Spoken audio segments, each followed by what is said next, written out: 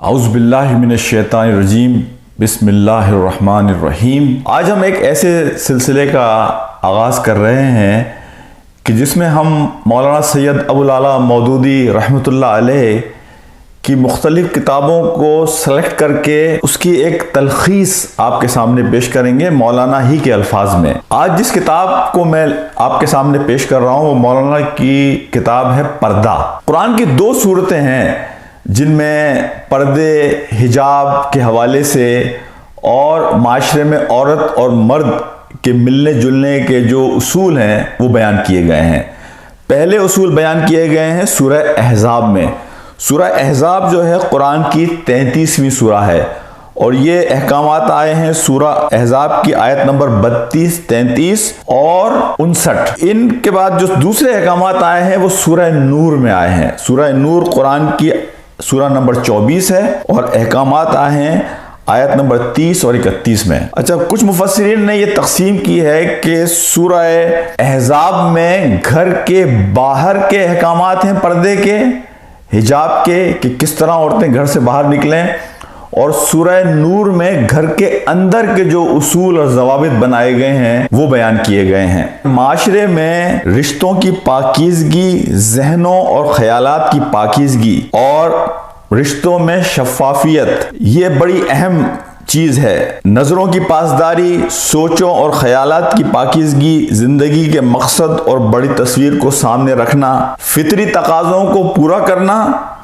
ضرورتوں کو پورا کرنا، حدود کی پاسداری کرنا، اسی میں انسانیت کی بقا ہے۔ یہاں ایک اور بات ذہن میں رکھ لیں کہ شروع ہی میں مولانا جو بات فرماتے ہیں کہ مغرب میں اور اسلامی معاشرے میں 180 ڈگری کا فرق ہے، زمین اور آسمان کا فرق ہے۔ ایک جانب حیا ہے، رشتوں کا احترام ہے، خاندانی نظام کی ترجیح اور اہمیت ہے، حقیقی سکون ہے، دلوں کا اطمینان ہے، پلیجر نہیں، ہیپینس جس کی بنیاد ہے۔ اگر اس پوری کتاب کی میں ایک تلخیص آپ کے سامنے بیان کروں کہ مولانا یہ کہتے ہیں کہ جو پورا نظام اسلام نے بنایا ہے پردے کا، حجاب کا، حیا کا، ایک دوسرے کے ساتھ کس طریقے سے ملا جلا جائے جب عورتوں اور مردوں کا اختلاط ہو، تو اس میں مولانا کہتے ہیں حیا اور پردے کے 3 ستون ہیں۔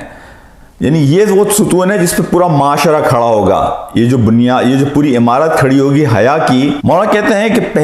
پہلا ستون اس کا ہے لوگوں کی اخلاقی روحانی تربیت، پاکیزہ انسانوں کی تیاری۔ یعنی پہلا اس کا ستون ہے معاشرے کی تیاری، انفرادی طور پہ لوگوں کی تربیت۔ دوسرا ستون ہے تعزیراتی نظام، سزاؤں کا نظام، جس کے ذریعے خوف پیدا کر کر رکاوٹیں پیدا کی جائیں اور تادیب قانون کے ذریعے سے روکنے کی کوشش کی جائے کہ وہ اللہ کی حدود کی خلاف ورزی نہ کریں۔ تیسرا ستون ہے وہ ہے ایسے اقدامات کیے جائیں جن سے گناہ کے امکانات کم ہو جائیں، یعنی لباس، معاشرے کا چال چلن، ذرائع ابلاغ، پردہ، حجاب، اس طرح کے اقدامات کیے جائیں کہ لوگوں کے لیے گناہ کرنا مشکل ہو جائے، یعنی لوگوں کو ترغیب نہ ملے۔ تو اس میں سب سے پہلی چیز آپ کا لباس ہے، اس میں ذرائع ابلاغ ہیں، اس میں پردہ اور حجاب ہے۔ مولانا کہتے ہیں کہ اگر کسی معاشرے میں پہلا ستون اور دوسرا ستون بالکل ناپید ہو جائیں، یعنی وہ موجود ہی نہیں ہے، تو وہاں آپ کا سارا انحصار تیسرے ستون پر ہے۔ تو آپ کا کیا خیال ہے کہ تیسرے ستون کو بھی ڈھیلا چھوڑ دیا جائے یا اس کے اندر اس کے بار کو اوپر لے کر آیا جائے؟ اس میں مولانا نے ایک بڑی اچھی مثال دی۔ مولانا کہتے ہیں کہ اگر کسی معاشرے میں غلاظت پھیلی ہوئی ہو، گندگی پھیلی ہوئی ہو چاروں طرف، اور بیماریوں کے امکانات بہت زیادہ ہوں، تو آپ صحت کے جو اصول ہیں ان کے بار کو اوپر لے کر جائیں گے یا اس کے بار کو آپ نیچے لے کر آئیں گے؟ عقلی طور پہ آدمی فوری طور پہ یہ جواب دے گا کہ آپ صحت کے جو اصول ہیں تو آپ ان کے بار کو اوپر لے کے جائیں گے تاکہ لوگ زیادہ احتیاط کریں اور بیماریوں سے بچیں۔ اس میں آگے مولانا لکھتے ہیں کہ نئی مغربی معاشرت کے 3 ستون ہیں۔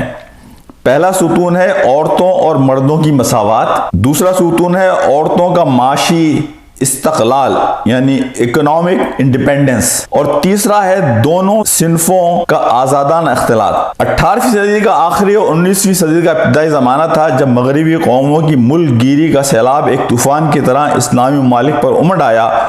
اور مسلمان ابھی نیم خفتہ اور نیم بیدار ہی تھے کہ دیکھتے ہی دیکھتے یہ طوفان مشرق سے لے کر مغرب تک تمام دنیا اسلام پر چھا گیا۔ اور اسی زمانے کے اندر پھر یہ بہت بڑا اعتراض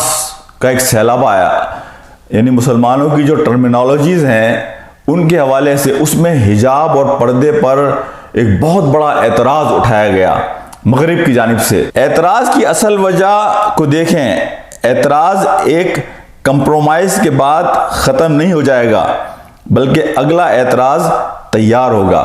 اسلام کے جو اصول ہیں، قانون ہے، اس کی اسپرٹ کو دیکھیں۔ اسپرٹ حجاب اور پردے کی یہ ہے کہ ایک صاف ستھرا معاشرہ بنے، عورت کی جو ڈگنیٹی اور وقار ہے اس وقار اور ڈگنیٹی کو قائم رکھا جائے۔ مرد اور عورت جب ایک دوسرے کے ساتھ ملیں تو وہ ایک دوسرے کے ساتھ کسی انتشار اور خرابی کا سبب نہ بنے۔ معاشرے کا جو بنیادی یونٹ ہے گھر، اس کے حوالے سے کسی کے دل میں کوئی شائبہ بھی ایسا نہ گزرے کہ جہاں کوئی شک کی صورت پیدا ہو سکے، اور اس کے لیے سب سے اہم چیز وہ اقدامات کیے جائیں کہ جن اقدامات کے ذریعے سے انسان گرے زون سے بھی دور رہے۔ یہ مغرب کا جو کلچر ہے، جو معاشرت ہے، یہ پورا ایک پیکج ہے۔ کیا آپ یہ چاہتے ہیں کہ آپ اپنی عورتوں کو اسی انداز میں باہر لے کر آئیں اور مردوں اور عورتوں کا جو اختلاط ہے اس میں وہی طریقے اختیار کریں جو مغرب اور یورپ کے ہیں؟ اور اس کے جو نتائج آپ دیکھ رہے ہیں کہ پورا خاندانی نظام مغرب اور یورپ کا ختم ہو کر رہ گیا۔ انسداد فواہش کی تدابیر کے حوالے سے مولانا لکھتے ہیں، ایک یہ کہ تعلیم و تربیت کے ذریعے سے افراد کی ذہنیت درست کی جائے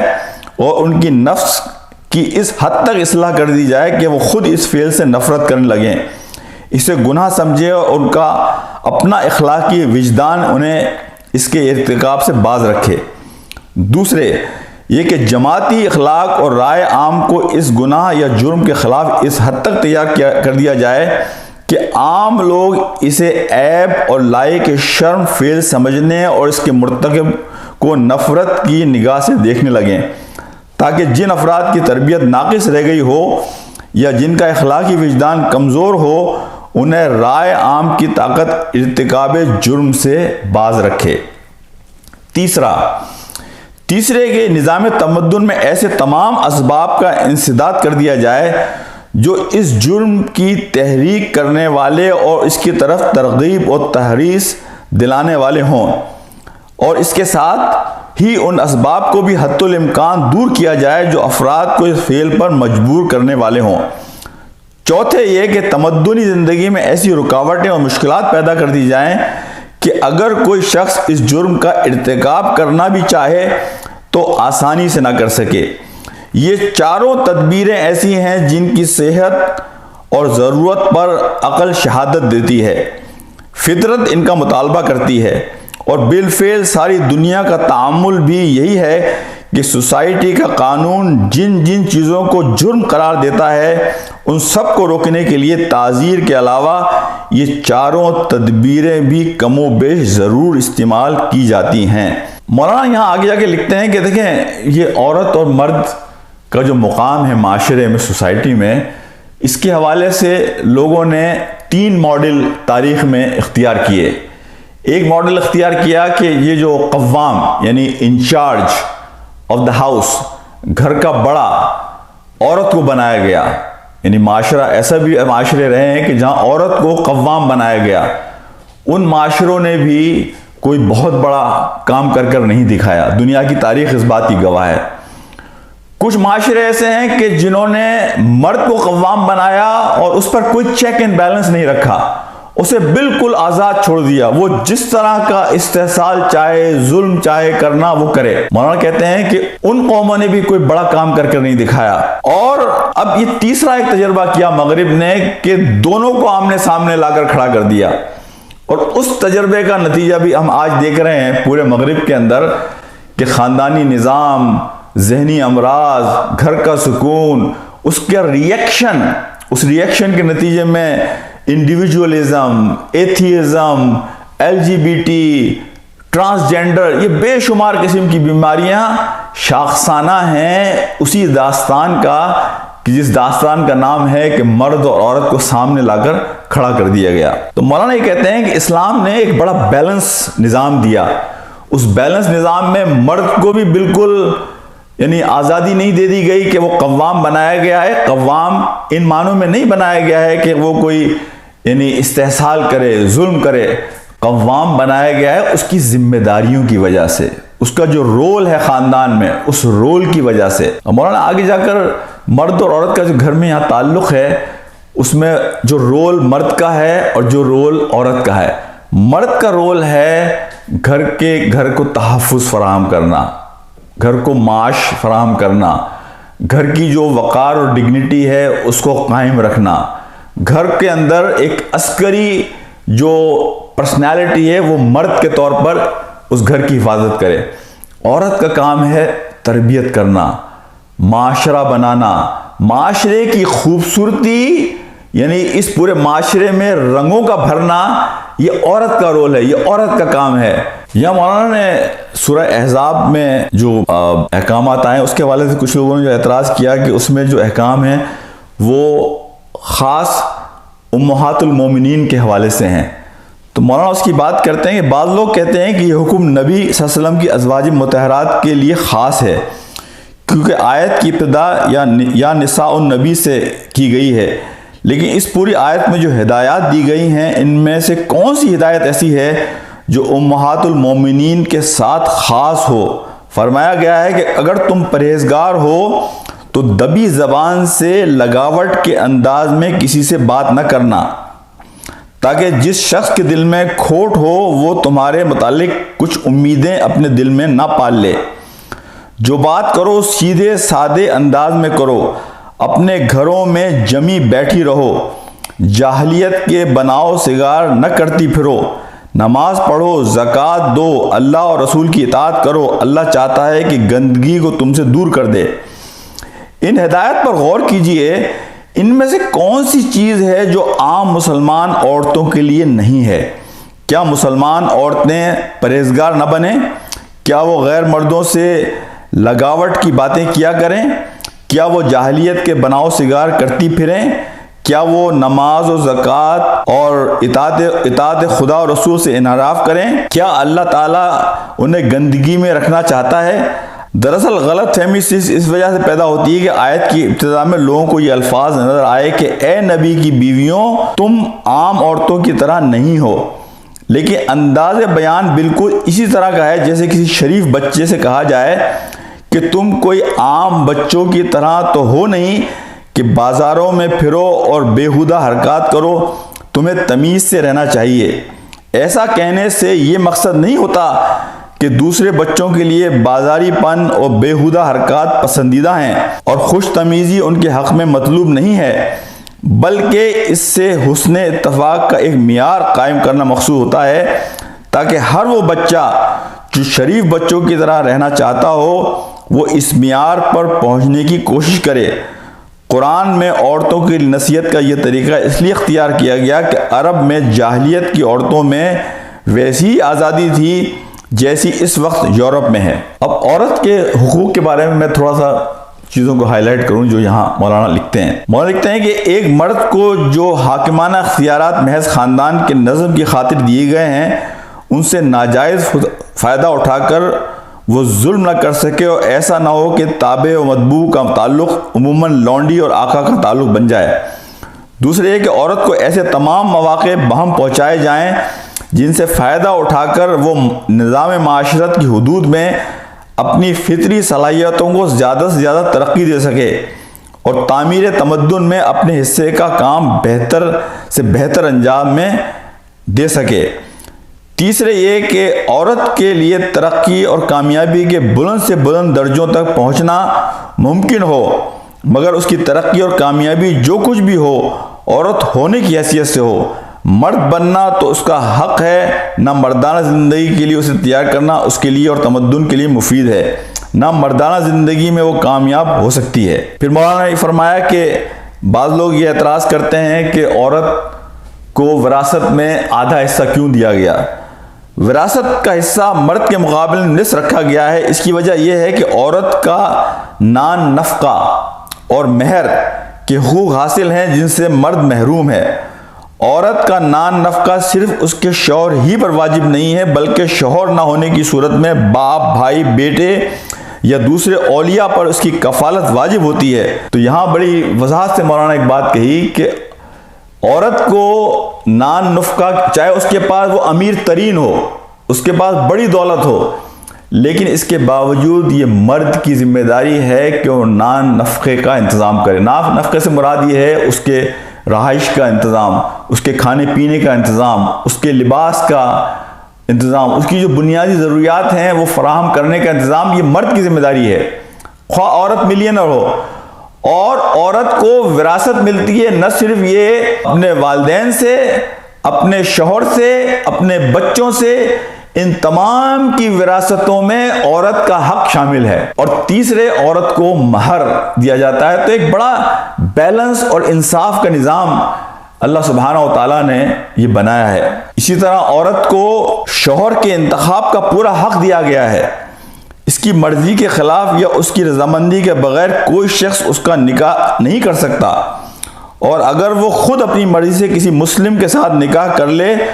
تو کوئی اسے روک نہیں سکتا۔ البتہ اگر اس کی نظر انتخاب کسی ایسے شخص پر پڑے جو اس کے خاندان کے مرتبے سے گرا ہوا ہو تو صرف اس صورت میں اس کے اولیاء کو اعتراض کرنے کا حق حاصل ہے۔ میں وہ تفصیلات میں یہاں نہیں جا رہا جس میں مولانا نے عورت کی ذمہ داریاں بتائی ہیں کہ وہ اپنے شوہر سے وفادار رہے، اس کے گھر میں شوہر کی اجازت کے بغیر کوئی فرد نہ آئے، یعنی جہاں یہ بات کہی گئی کہ عورت نفلی روزے یعنی اپنے شوہر کی اجازت کے بغیر نہ رکھے۔ اب یہاں مغرب کے بارے میں مولانا ایک اور تبصرہ یہاں کیا ہے کہ دیکھیں مغرب میں تو یعنی ان کے جو مذہبی پیشوا تھے، یعنی افلاطون وغیرہ نے تو یہ اعتراض کیا ہی تھا، فلسفیوں نے تو یہ اعتراض کیا ہی تھا، ان کے مذہبی پیشوا تک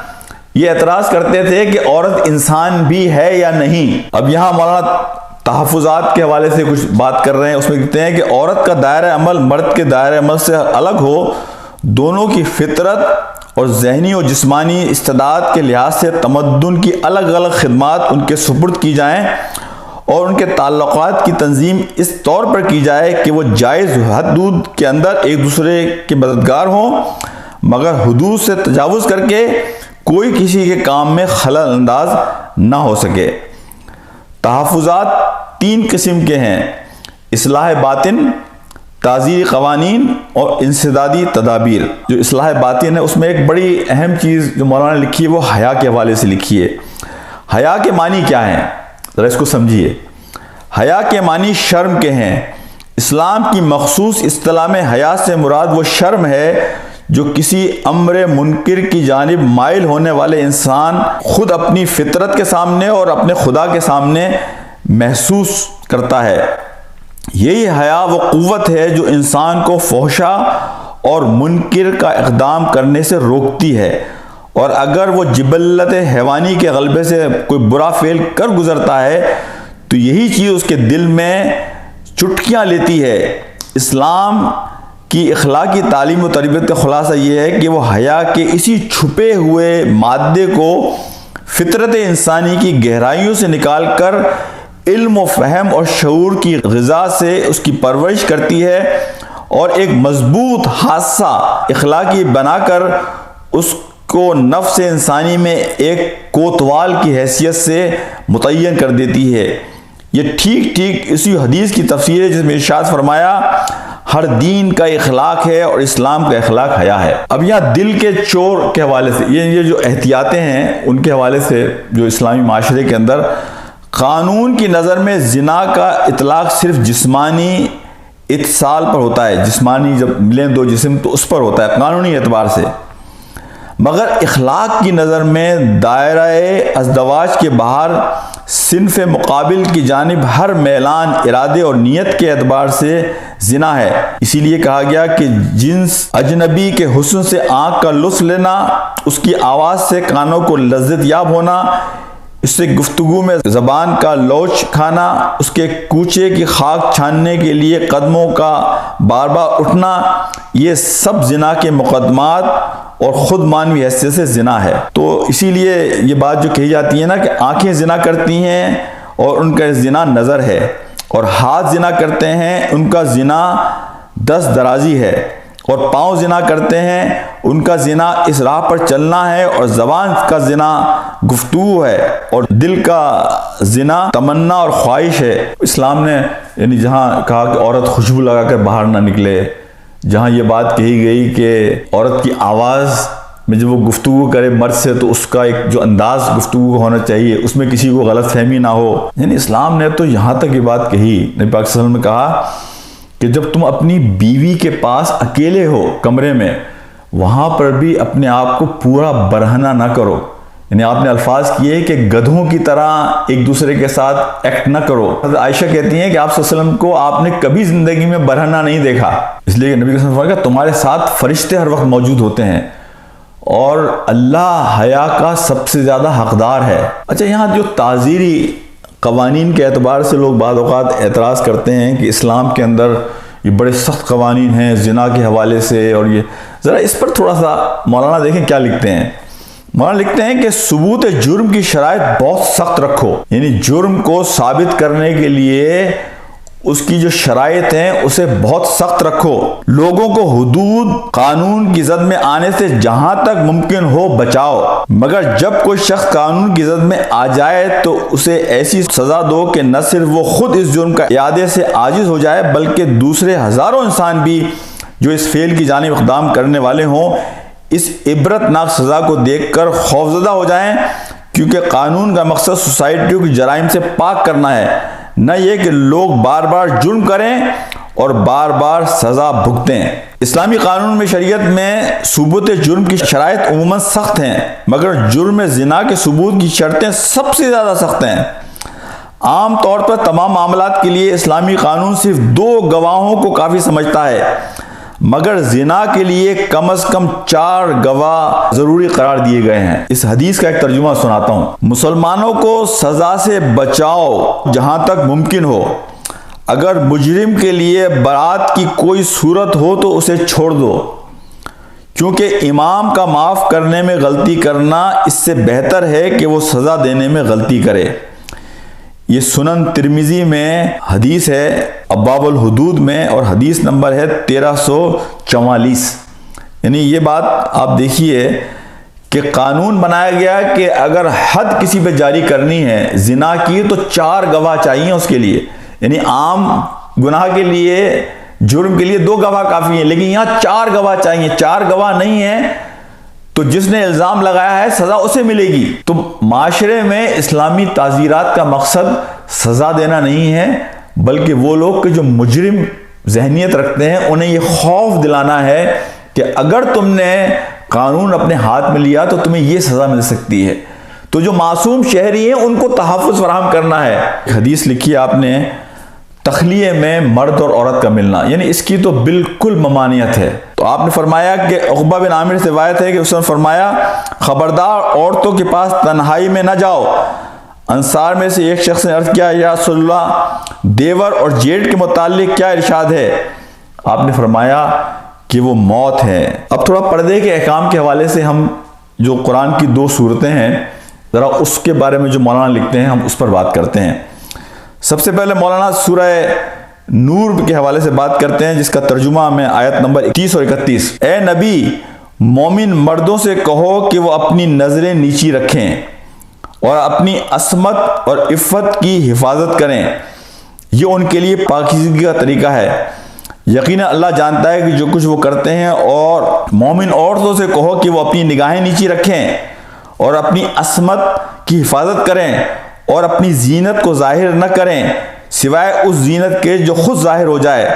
اور وہ اپنے سینوں پر اپنی اوڑھنیوں کے بکل مار لیا کریں اور اپنی زینت کو ظاہر نہ کریں مگر ان لوگوں کے سامنے شوہر، باپ، خسر، بیٹے، سوتیلے بیٹے، بھائی، بھتیجے، بھانجے، اپنی عورتیں، اپنے غلام، وہ مرد خدمتگار جو عورتوں سے کچھ طلب نہیں رکھتے، وہ لڑکے جو ابھی عورتوں کی پردہ کی باتوں سے آگاہ نہیں ہوئے، نیز انہیں حکم دو کہ وہ چلتے وقت اپنے پاؤں زمین پر اس طرح نہ مارتی چلیں کہ جو زینت انہوں نے چھپا رکھی ہے آواز کے ذریعے اس کا اظہار ہو۔ اب اسی طرح سے سورہ الاحزاب کی آیت نمبر 32 اور 33، سورہ نمبر 33 آیت 32 اور 33، اس میں فرمایا، اے نبی کی بیویوں، تم کچھ عام عورتوں کی طرح تو ہو نہیں، اگر تمہیں پرہیزگاری منظور ہے تو دبی زبان سے بات نہ کرو کہ جس شخص کے دل میں کوئی خرابی ہے وہ تم سے کچھ توقعات وابستہ کر بیٹھے۔ بات سیدھی سادی کرو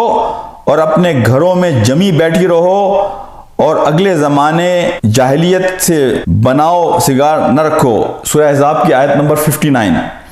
اس کا ترجمہ ہے، اے نبی اپنی بیویوں اور بیٹیوں اور مسلمان عورتوں سے کہہ دو کہ وہ اپنے اوپر اپنی چادروں کے گھونگھٹ ڈال لیا کریں، اس سے توقع کی جاتی ہے کہ وہ پہچانی جائیں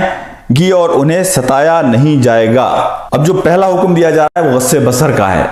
اس کے بارے میں مولانا لکھتے ہیں، سب سے پہلا جو حکم مردوں عورتوں کو دیا گیا ہے وہ یہ ہے کہ غض بصر، عموماً اس لفظ کا ترجمہ نظریں نیچی رکھو یا نگاہیں پست رکھو کیا جاتا ہے، مگر اس سے پورا مفہوم واضح نہیں ہوتا۔ حکم الہی کا اصل مقصد یہ نہیں ہے کہ لوگ ہر وقت نیچے ہی دیکھتے رہیں اور کبھی اوپر نظر نہ اٹھائیں۔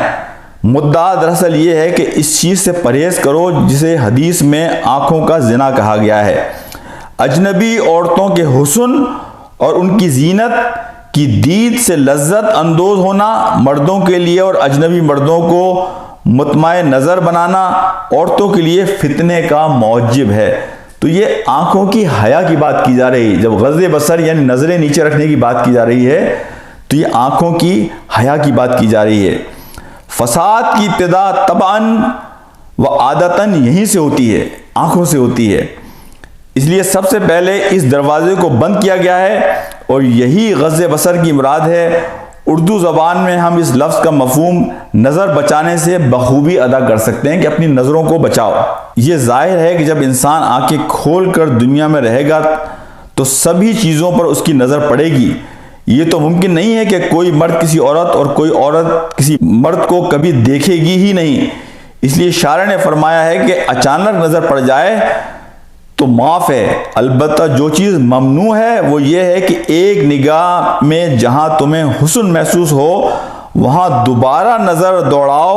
اور اسے گھورنے کی کوشش کرو، اس چیز کی منادی ہے۔ مگر عورت کے مردوں کو دیکھنے اور مرد کے عورتوں کو دیکھنے میں نفسیات کے اعتبار سے ایک نازک فرق ہے۔ مرد کی فطرت میں اقدام ہے، کسی چیز کو پسند کرنے کے بعد وہ اس کے حصول کی سعی میں پیش قدمی کرتا ہے، مگر عورت کی فطرت میں تمانے اور فرار ہے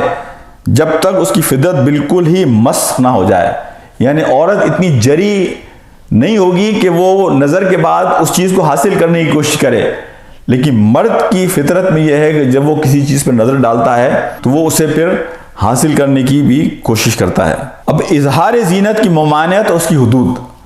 اب یہاں آپ کو سطر، حجاب، پردہ، یہ اس کی ڈیفینیشنز کیا ہیں یہ آپ کے علم میں آئیں گی انشاءاللہ۔ فرمایا گیا ہے کہ چہرے اور ہاتھوں کے سوا عورت کا پورا جسم سطر ہے، جسے باپ، چچا، بھائی اور بیٹے تک کے سامنے کھولنا جائز نہیں ہے، حتیٰ کہ عورت پر بھی عورت کے سطر کا کھلنا مکروہ ہے۔ یعنی سطر اصل میں جو کہا جاتا ہے اس منیمم لباس کو کہا جا رہا ہے کہ جو آدمی اپنے محرم کے سامنے یعنی اپنے باپ، بھائی، بیٹوں کے سامنے ایک عورت کھول سکتی ہے، تو وہاں ہاتھ کھلے رکھنا اور چہرہ،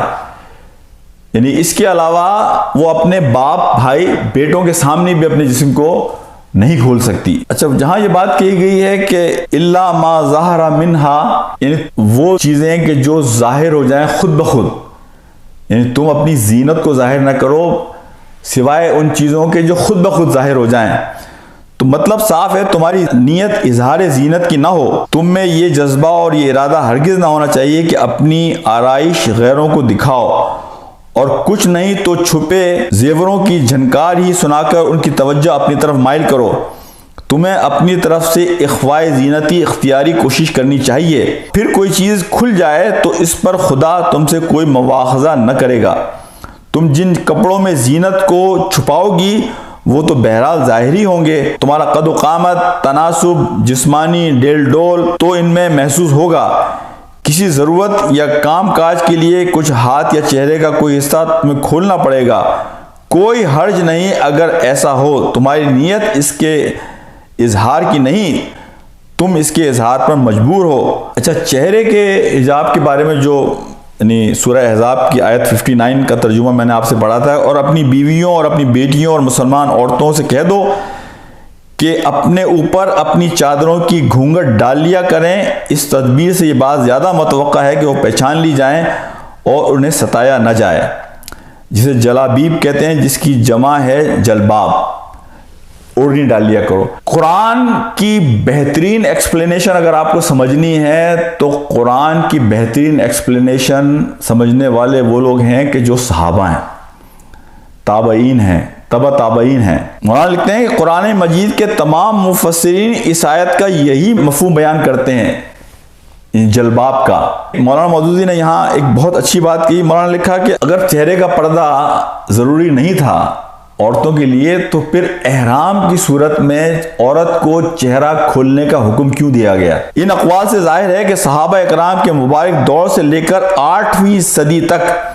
ہر زمانے میں اس آیت کا ایک ہی مفہوم سمجھا گیا ہے، اور وہ مفہوم وہی ہے جو اس کے الفاظ سے ہم نے سمجھا ہے. اس کے بعد احادیث کی طرف رجوع کیے تو وہاں بھی معلوم ہوتا ہے کہ اس آیت کے نزول کے بعد سے عہد نبوی میں عام طور پر مسلمان عورتیں اپنے چہروں پر نقاب ڈالنے لگیں اور کھلے چہروں کے ساتھ پھرنے کا رواج بند ہو گیا تھا. ابو داؤد، ترمذی، موطا، دوسری کتب حدیث میں لکھا ہے کہ اصل میں عورتوں کو حالت احرام میں چہروں پر نقاب ڈالنے اور دستانے پہننے سے منع فرمایا تھا. نقاب کے بارے میں مولانا لکھتے ہیں کہ جو شخص آیت قرآنی کے الفاظ اور ان کی مقبول، عام اور متفق علیہ تفسیر اور عہد نبوی کے تعامل کو دیکھے گا، اس کے لیے اس حقیقت سے انکار کی مجال باقی نہ رہے گی کہ شریعت اسلامیہ میں عورت کے لیے چہرے کو اجانب سے مستور رکھنے کا حکم ہے، اور اس پر خود نبی پاک صلی اللہ علیہ وسلم کے زمانے سے عمل کیا جا رہا ہے. نقاب اگر لفظاً نہیں تو معنی اور حقیقتاً خود قرآن عظیم کی تجویز کردہ چیز ہے. جس ذات مقدس پر قرآن نازل ہوا تھا اس کی آنکھوں کے سامنے خواتین اسلام نے اس چیز کو اپنے خارج البیت لباس کا جز بنایا تھا، اور اس زمانے میں بھی اس چیز کا نام نقاب ہی تھا.